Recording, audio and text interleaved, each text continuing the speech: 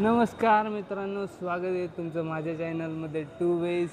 आज आपण जाणार आहे कुर्ला महोत्सवमध्ये. तिथं आपल्याला खाद्यपदार्थ किंवा आपल्याला खेळायसाठी जागा किंवा मनोरंजनासाठी जागा हे सगळं पाहायला भेटणार आहे. तर चला आता पाहू.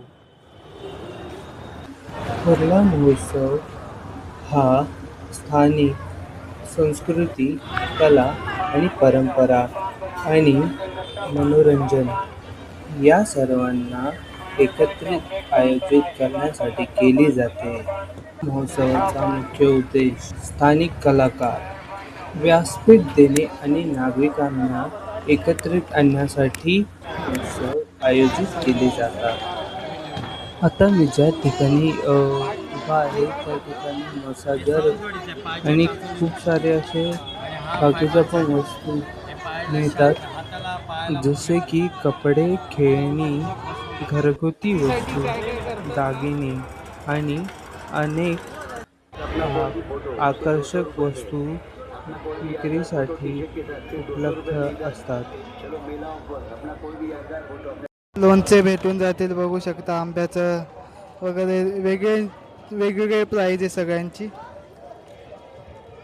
महोत्सवामध्ये खाद्यप्रेमींसाठी खूप चांगल्या वेगवेगळे खाद्यपदार्थ इथे आहेत.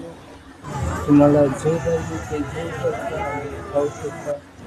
खूप चांगले चांगले खाद्यपदार्थ इथे तुम्हाला जे पाहिजे ते भेटून जातील. आता आपण पाण्याच्या जवळ उभे आहेत. या ठिकाणी खूप सारे पाळणे आहेत. एक बेसिक लेवल पाळणा आहे, त्याच्यापेक्षा सगळ्यात मोठा पाळणा आहे. त्याच्यानंतर तुम्ही या साईडला पाहू शकता, लय मोठा पाळणा आहे. आणि मागच्या साईडला ते झाजी सारखं असतं ना, ते असं म्हणजे पुढे मागे होतं ते बघा, त्या साईडला आहे माझ्या मागे.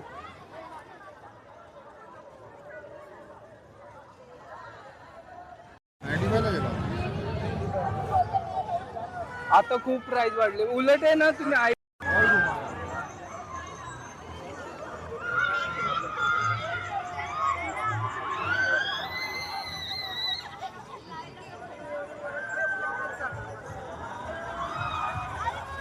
केला तुका न झाला माका हे नाटक आम्ही पाहत होतो.